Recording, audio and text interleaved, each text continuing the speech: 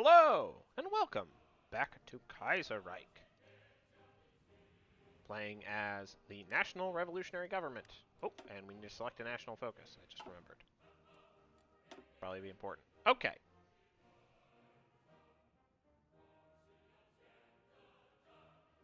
So, we want to look to the west, or use the legacy of the Minggan insurgency. So politically, this is one we want, but like mechanically,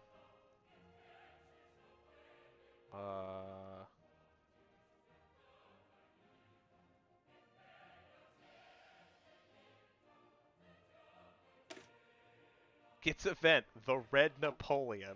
Okay. Hmm. Interesting.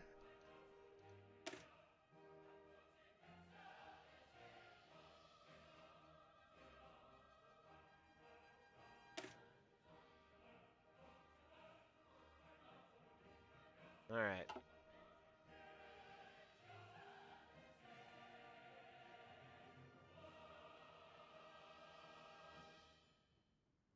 So, based on everything, we probably want...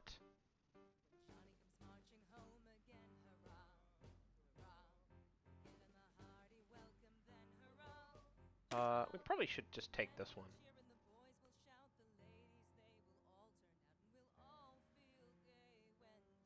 Which will strengthen Syndicalist, which isn't great, but, like... You know.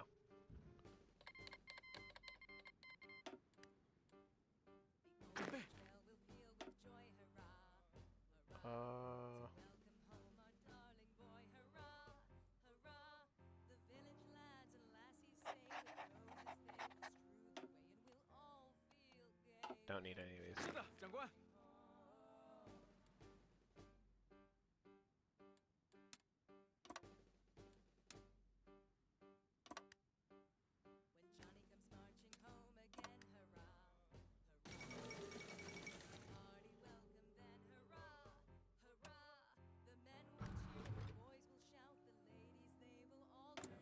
Thoughts on March 8th.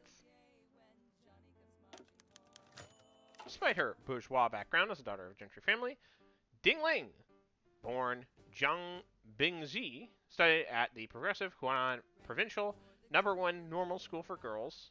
They're just innocent girls, normal girls, where she, she became classmates with future revolutionary comrade Zhang Jingyu. Inspired by her mother from an early start, Ling found her calling in the politics of the national and social revolution, involved in her left-wing circles and acquainted with figures such as Ku Kubai and her future husband Hu Yepin. Ding nonetheless maintained her own feminist stance, even by initially turning down Hu's marriage proposal as a way to demonstrate her own free will. Associated with the so-called New Women's Movement in literature, her book Miss Sophia's Diary caused a sensation within the Chinese literary word for provocative nature. Its provocative nature of sexuality and emotional distress. Cool. Despite her presence in Shanghai, Ling herself traveled to the Minggan insurgent zone to observe the status and role of women in the National Revolution. Following her journaling, she's recently published her magnum opus, Thoughts on March 8th, regarding women in the Minggan zone. Prefacing her essay by emphasizing that women in the Minggan zone hold better lives than women of other provinces in China. Women in the Minggan zone have yet to achieve total liberation from their presupposed beliefs. They must bear children and be in marriage. As a self-declared syndicalist, she covers controversial topics such as the right to remain unmarried, the right to divorce, and the right to abortion. She then describes how women can improve their mental and physical well-being as means of feminist empowerment, before describing that women must not wait to be saved, but take it upon themselves to achieve revolution. Even if it means going against Kuomintang and other revolutionary parties, while hailed by feminists, Ling's work has undoubtedly aroused irritation and criticism from more conservative elements of the revolution. The women's revolution is coming. Fun.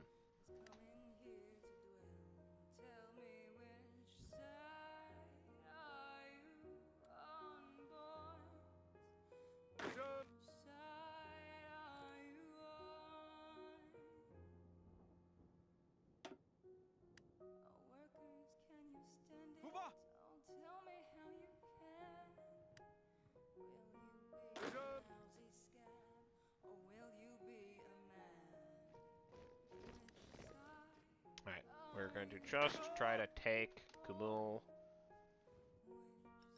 Just like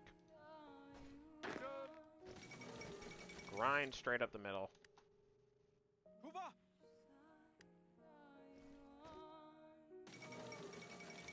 Alright. Ugh.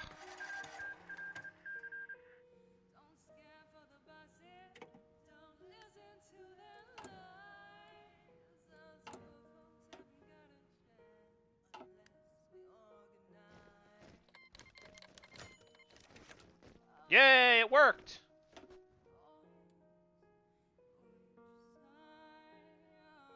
Okay. We have long enjoyed our autonomy as an independent province, away from the shadow of central government due to the corruption and instability of China's political climate. We've turned away from any notion of centralization, finding that this chaotic period of strife, only self-government would alleviate some problems, and even many years set of carrier firms. I think this is generic. Cultural difference, the Hesters use their dialect in all forms of public communication. Not only will help tear down provincial barriers, but also greatly prevent matters of dissent. Any case or control over Honan is greatly increased from before. Okay. Cool. Okay, it's deleted by frontline for reasons I am not entirely sure about. Probably due to the integration.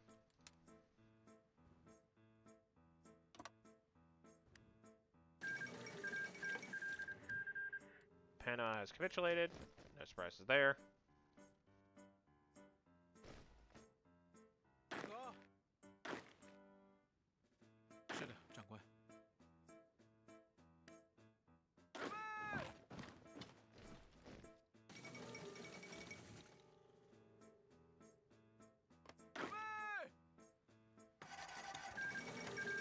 Nailed it. Turns out that attacking has a tendency to win battles. That's a little bit rude. Hey! A metal! I might give you supply consumption. Seems fine.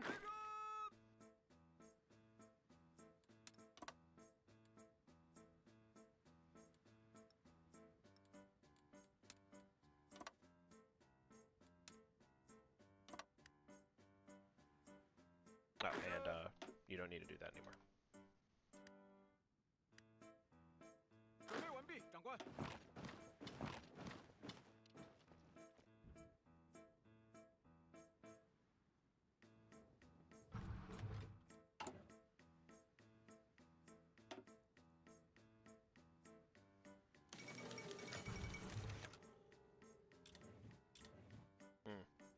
Oh, we need to take Mingan or look to the west. We should probably go Mingan, just because that just keeps bicycle infantry.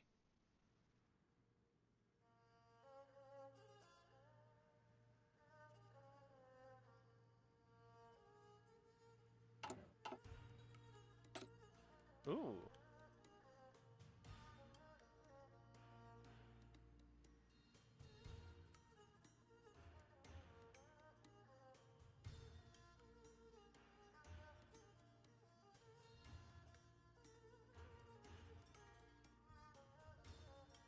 I'm gonna grab you.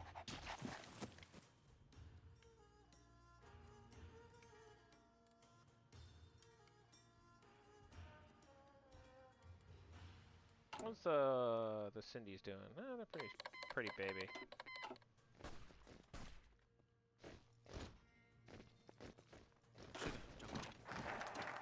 Power to the United Front.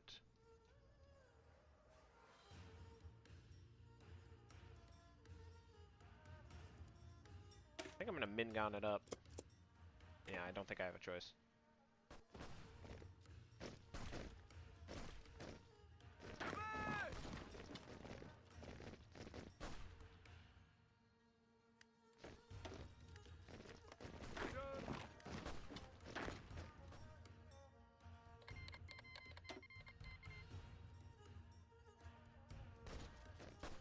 Here comes the world's slowest flanking operation. Better look out. Ah, the Hungarians are defeated. shock and surprise.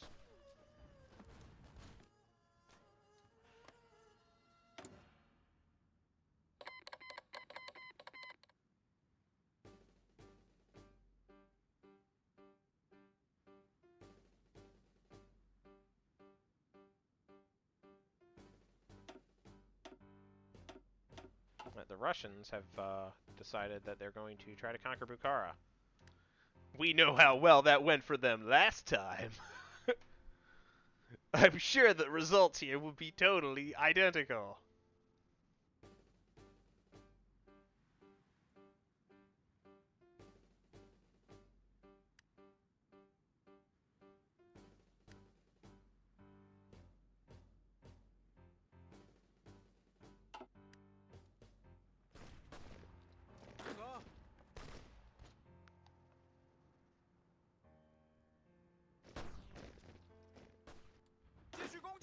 Alright, this guy's sick. I should probably just replace him.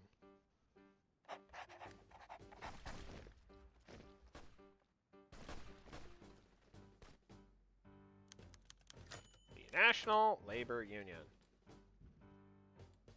China's industrialization has been uneven and heavily concentrated along the coastal cities. But it's been a long-running process facilitated due to external investment. The wealth generated, however, has been extremely unequal, most of it flowing out of the country. The rest lining the pockets of the comprador bourgeoisie, corrupt magistrates, warlord armies. Little's trickled down to the urban poor, plenty to flock to the socialist cause when they liberated the land. The Kuomintang has sponsored many unions from the banner of their party-controlled National Labor Union Federation in hopes of inspiring the urban proletariat to their cause, and under an amenable leadership. This pliant relationship, however, has been challenged with a zeal with which many organizers and workers have conducted themselves with. Like a tempest in a bottle, the Kuomintang conquest has met with the release of considerable pent-up frustration from the working class. Syndicalist groups have jumped onto campus to advance their founding cause, with some reluctance of course, but soon considerable vigor. The worker is the key pillar in the Kuomintang power base, and the Central Executive Committee must certainly act quickly to mold the movement before the moment passes. Either they bind the workers close with the party, or work to redefine their relationship with their sister party.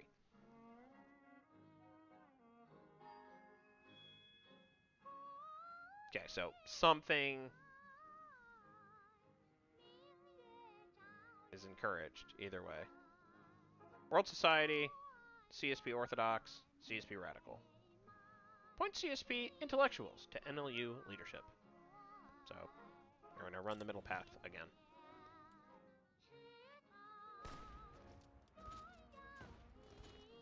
Meanwhile, our lads out west are going to take Hotan,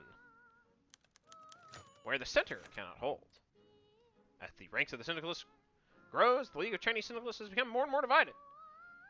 The original League was founded by the Chinese Syndicalist parties in the mean of consolidating non-Kuomintang socialists together within the confines of the United Front, deliberate strategy to maintain leverage in negotiations with the senior partner. This means that disparate coalitions of Marxist anarchists, syndicalists, and other leftists who would otherwise not have any chance of power within the original United Front were brought together under a shaky banner. Now the League suffers from their own success, while their hard work and sacrifice potentially undone if the League fails to find a direction soon. Like the Kuomintang, their libertarian promises of utopia have largely been confined to the rhetoric for the duration of the tutelage. The orthodox establishment of the Chinese Syndicalist Party is officially being compatible with the United Front, willing to work closely, albeit independently, with the Kuomintang. They envision a future compromise system of both union-based and council-based democracy, a platform which has come under apparently increasing scrutiny as the flaws of the current system become more apparent. The younger generation of the CSP, often known as radicals or Marxist in orientation, less concerned with their orthodox fears about democracy. In the near term, they see unions as the mean to end, with a way of empowering the proletariat, eventually be discarded in favor of a council-based system of representation. Outside CSP is the World Society, continuation older Chinese anarchist movement. Utopian by nature, their members are heavily integrated into the Kuomintang and see a future where the League is folded into their senior party. To them, the tutelage is only temporary. Afterwards, the Kuomintang, under World Society influence, will march on to a harmonious, free future.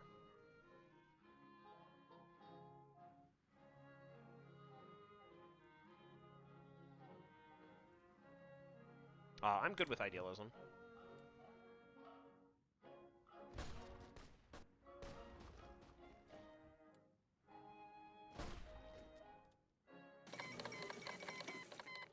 Ikhwan revolt.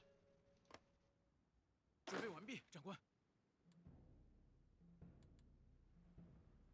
正在撤退，长官。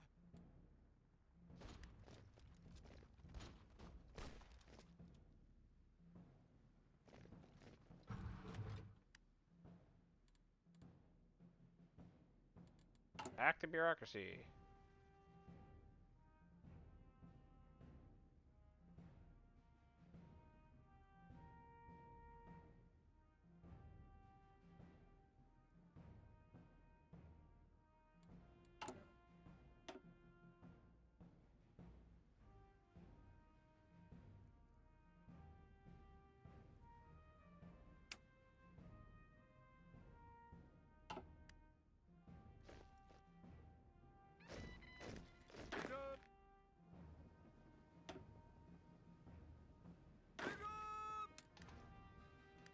How are we doing in terms of, yeah, we're good in terms of troop count. The War Measure Act. Wow.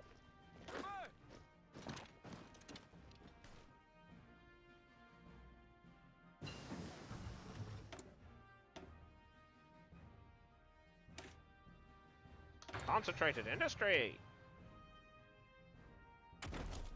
Zounds. Construction.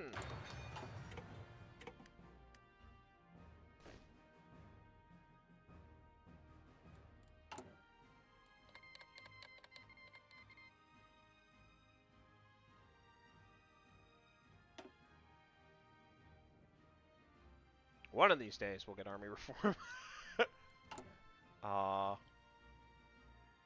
Perhaps that would have been a nice reason to appoint army boy. We'll get there eventually.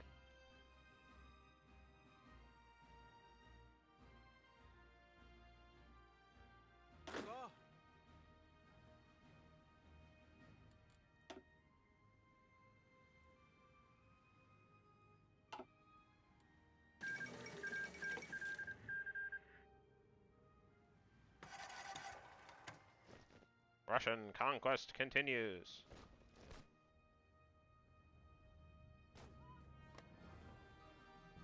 Yeah, they changed the states here, by the way.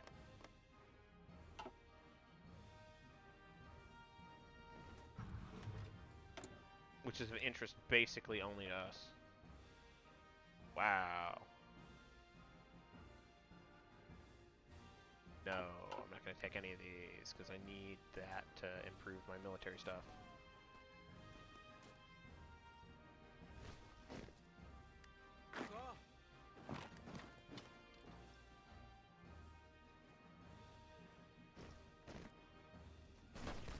There's no forced march button, but it's not going to matter. Super swag, super cool. Okay. The old guard prevails. After much debate within the upper echelons of the NRA has elected to follow the leadership of Wampoa's new headmaster, Deng Yada, and Wampoa's Military Academy Revolutionary. Okay. Classmates Association. Oh, right, the... What's that? Wamarka. And his Wamarka, the NRA's official military doctrine, and therefore to rapid engagement and strike to surprise the enemy, focusing on guerrilla circumvents, which must be a potentially much larger enemy foe.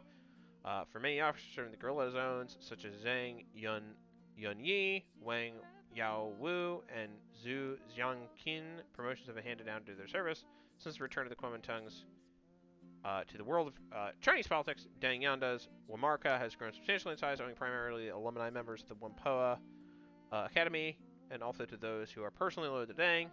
Organized into smaller cells, the goal of the Wamarka is to inspire and recruit new and past members of Wampoa so that they may foster loyalty to the PAC. When the NRA split, a faction loyal to leftist CC Central Committee is sent to wait and observe the nationalist revolution held in the Bharatiya Commune. The so-called India clique is known throughout the Central Committee as being sympathetic to the nationalist revolution, while not necessarily holding much commitment to the ideas of socialism. Ooh. Okay. When Deng was overseas, he was able to establish connections with sympathetic Indian ears. Curiously enough, the NRA officers stationed in India offered their membership in the Wamarka, citing Deng's connection to the former Fourth Army of the NRA and the respect for the general. Those working with these officers may help give the PSA further support within the NRA.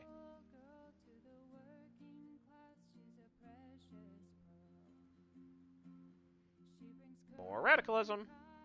Ooh, scary.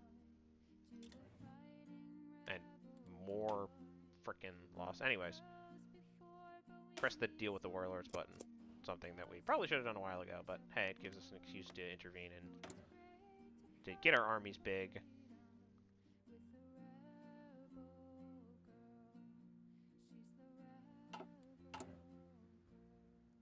Can we make friends with,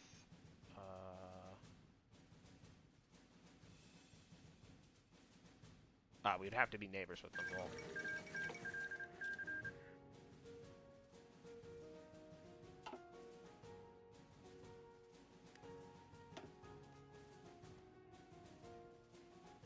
oh, this gets a field marshal. Okay.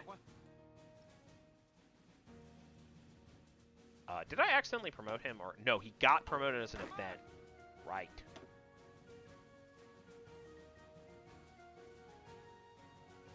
I'm not actually that impressed by him. So, ironically, that means he's going to get demoted.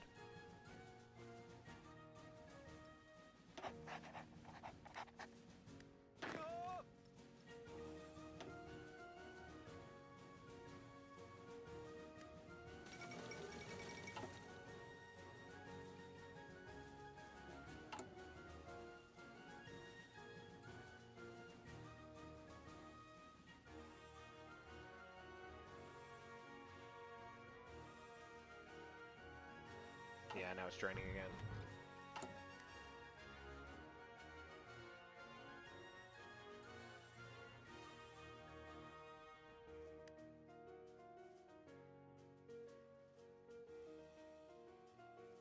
I would love to press this button, but, you know, I should increase the sim speed. I think realistically, we're probably going to be taking a swing down south at Lianguang.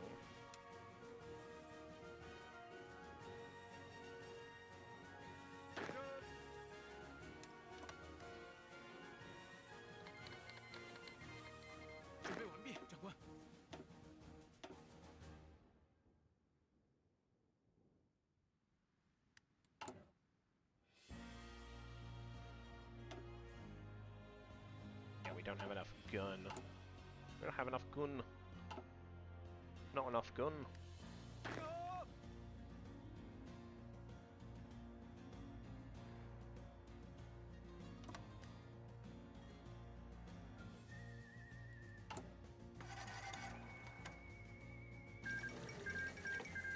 Oh no, Turkestan. Oh. Oh, Bukhara is next.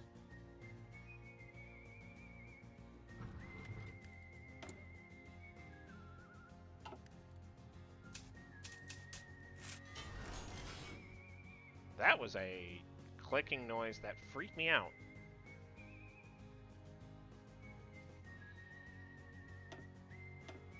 Okay, suddenly we have a lot more stuff. We can get more gun, that's good. And we actually have dockyards. Like gas.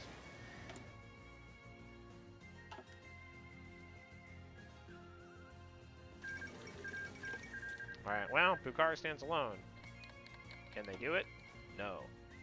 Spoiler. They can't. Right, we have a bunch more soldiers. We still don't have any artillery. So it'd be nice to have a cavalry wing. For flanky reasons.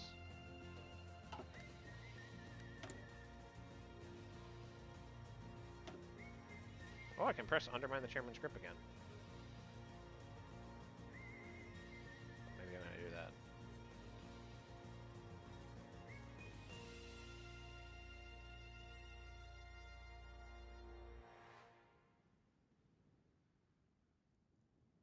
I don't know what resource I'm spending. It costs 10% stability?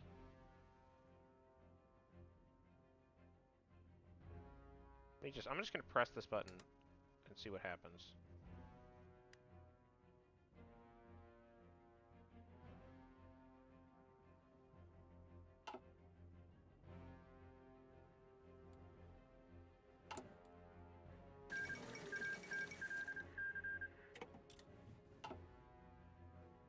probably want to save up for integrating Hunan because it's just very plausible. I'm going to wait to do that. I'm going to intensify reconstruction efforts instead. Hold up. What's this do?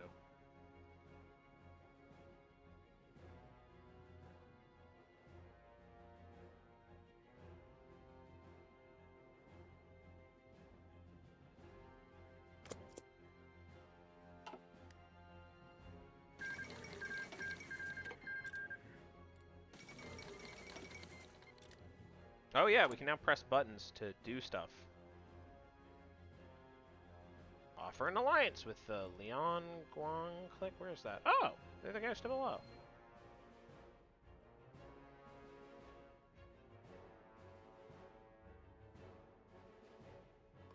Are they? Yeah, they're close enough.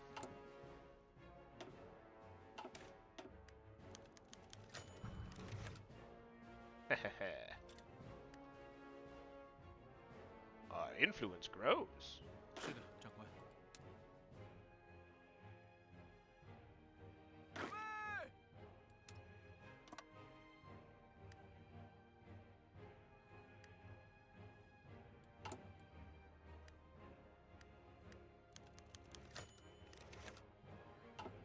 The submission of the Productive People's Party back in the Kuomintang Revolution harkens back to the old Constitutional Protection Alliance of Sun Yat-sen, bringing together disparate and ostensibly democratic groups together to resist a common reactionary warlord enemy. This has not been without mutual intermingling of political strings, however.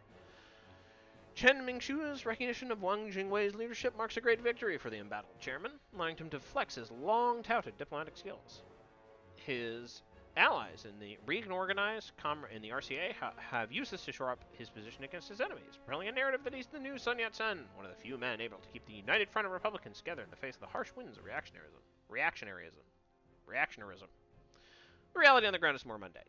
Chen Mingshu and his government in Guangzhou are hardly rushing to implement Kuomintang party-state rule or bend their own held beliefs to the party's socialist interpretation of the three principles. Odds are they're playing a wait-and-see game. Calculating the Left-KMT's apparent strength makes them the most advantageous ally of the moment.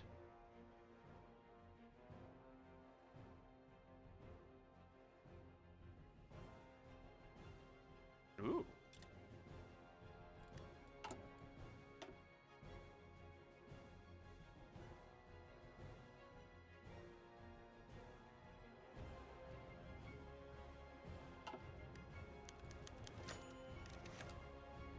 I'm inclined to press the Unite button. Woo!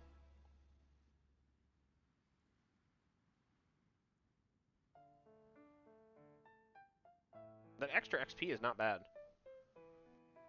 Poofa doofa. Okay. The National Revolution is in full swing, and with it, a revolutionary mood.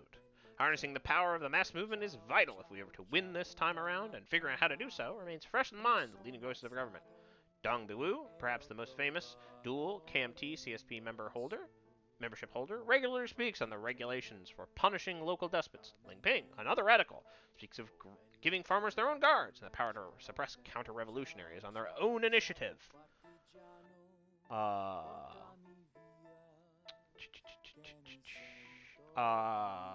These radical CSP-aligned voices are often supported by members of the MMIC, most notably MN Roy, who argues for radical agrarian uprisings to advance the revolutionary cause. In general, radicals in the CSP, even some of the orthodox factions, see it their duty to bring the idea of class struggle from the proletariat in the cities to the rural countryside. Not everyone agrees, however. On the other end of the revolutionary spectrum, they're planning to emphasize the nationalist element of the revolution at the expense of the socialist dimension. They most often find their element in the Reconstruction faction, who argues that now is not the time to make enemies. There are plenty of honorable League authorities who are simply misguided in their initial alignment. They wish to offer broad amnesty for reformed reactionaries, and the party to moderate its language to simply measured reforms.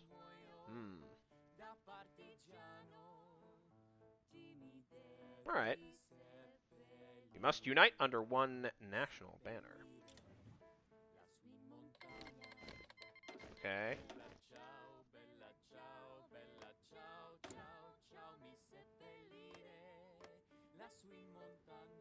Well, it's time to help the Indians out. 是的，长官。准备完毕，长官。